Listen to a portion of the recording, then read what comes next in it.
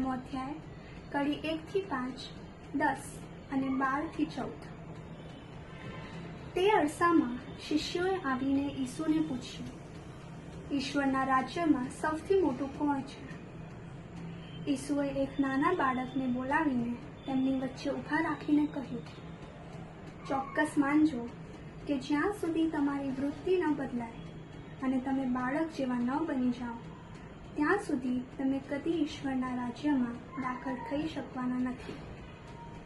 જે કોઈ પોતાની જાતને આ બાળકના જેવી નાની બનાવી દેશે તે જ ઈશ્વરના રાજ્યમાં સૌથી મોટો ગણાશે।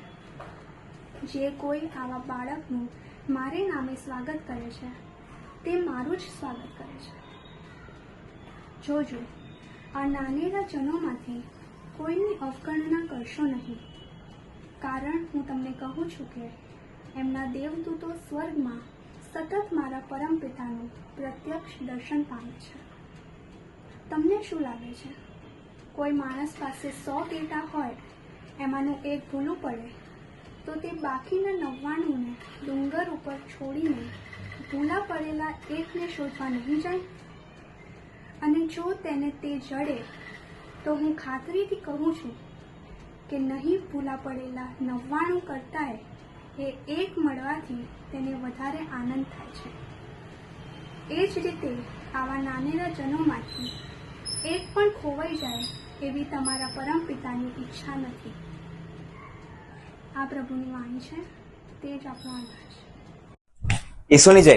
વાલા ધર્મજનો, એક વખત એક બાળક પોતાના પિતા પાસે જાય છે અને ત્યાં એમના ઘૂંટણે આગળ બેસીને કહે છે કે પપ્પા, આજના દિવસમાં મારાથી આ ફલાણી ભૂલ થઈ ગઈ છે અને હું દિલગીર છું।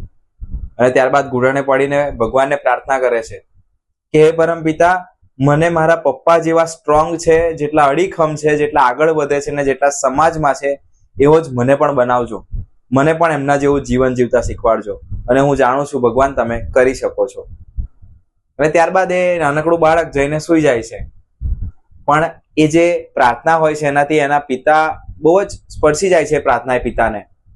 અડધી રાત્રે પિતા પોતાના બાળકના કક્ષમાં જાય છે અને પોતાના બાળકના પગ પકડીને બેસી રહે છે અને પછી ભગવાનને પ્રાર્થના કરે છે કે હે પરમપિતા, તું ઈચ્છે તો મને જેવું મારું બાળક છે એકદમ કોમળ નિસ્વાર્થ એવો મને બનાવજે, જેથી કરીને હું તારા વચનો પાડી શકું।